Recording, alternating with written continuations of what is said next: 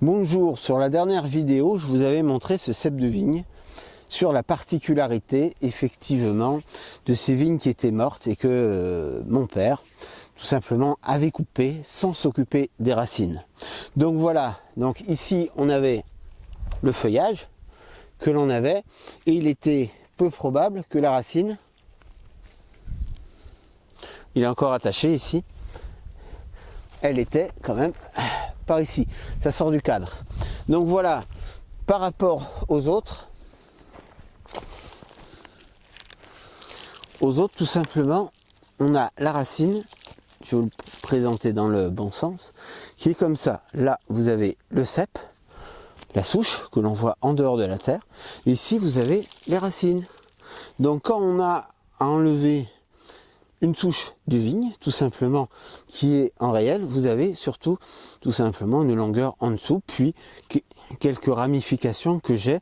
Donc moi, je les coupe et j'utilise la perceuse, tout simplement, pour supprimer ces parties-là. Donc je les coupe et je les attaque à la perceuse. C'est assez efficace pour le faire.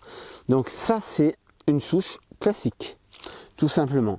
Et là, je vais vous montrer en gros plan. C'est pas classique et le temps pour l'avoir à la pioche, c'est simple. Hein, à peu près, on va dire que là, on en a pour 20 minutes, 30 minutes pour fignoler. Ici, c'est plus d'une heure de travail. C'est 4 accroches au sol. Il en reste encore une qu'il faut supprimer, tout simplement. Et c'est absolument atroce à enlever. Et c'est pour ça que quand on me parle du bulldozer, effectivement, oui, ça coupe tout. Mais il y a tout qui repousse derrière. Et je prends l'exemple d'un champ que j'ai à côté du jardin potager. Ils ont passé le bulle. Et derrière, tout simplement, une année après, tous les chênes sont repartis, quelques souches de vigne sont reparties. Donc finalement, oui, ça va très vite. Oui, on a un niveau de... C'est hyper plat, c'est hyper propre. Mais faut renettoyer derrière et après la plantation. C'est pour moi bien plus compliqué que ça. Moi, je préfère avoir quelque chose de bien propre avant, avec un taux de repousse bien plus faible, et derrière, une fois qu'on y a la plantation, on est un peu plus tranquille. Évidemment, il y aura toujours quelques repousses, mais au jardin potager, je suis à peu près à 2% de repousse. Ici, ce sera peut-être 10% de repousse. Avec les ronces, quoi qu'il arrive, ça va repousser. Hein. Si je ne mets pas de produits chimiques, il n'y a pas de souci, ça va repousser. Mais on verra. La vigne au jardin potager, en utilisant ma méthode, j'ai eu 0 repousse sur la vigne. Et qui connaît la vigne peut dire que c'est compliqué de ne pas avoir de repousse aussi sur la vigne. C'est assez costaud comme bois. Donc voilà l'exemple même de pourquoi tout simplement je le fais à la main et pourquoi je fais en sorte que ce travail je le fasse une fois et pas deux. Voilà l'explication. Je vais vous montrer maintenant en gros plan tout simplement la souche. Ici on avait tout simplement ce qui pousse, que l'on a la même chose ici même. On a tout simplement une prise ici même, une prise ici, qui est toujours tenue d'ailleurs, voilà, qu'il faut encore retirer.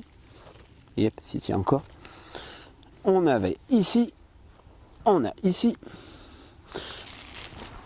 Je l'ai coupé, mais j'ai tout enlevé quand même. Et ça continue encore, et ça s'arrête là.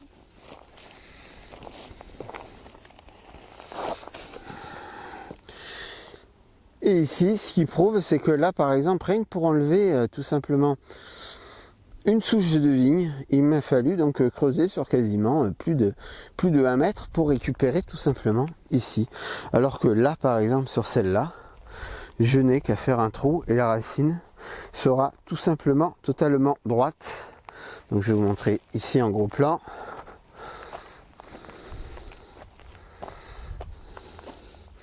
Voilà. Donc ici, on avait le début de la souche. Et ici, on a le système, on va dire, racinaire, qui permet évidemment de fonctionner pour la plante. Voilà la petite vidéo pour vous expliquer donc pourquoi je fais ce travail à la main. Et que pour ça, il n'y a pas de souci. On a besoin finalement du meilleur outil, ma pioche. Allez, À bientôt pour de nouvelles aventures.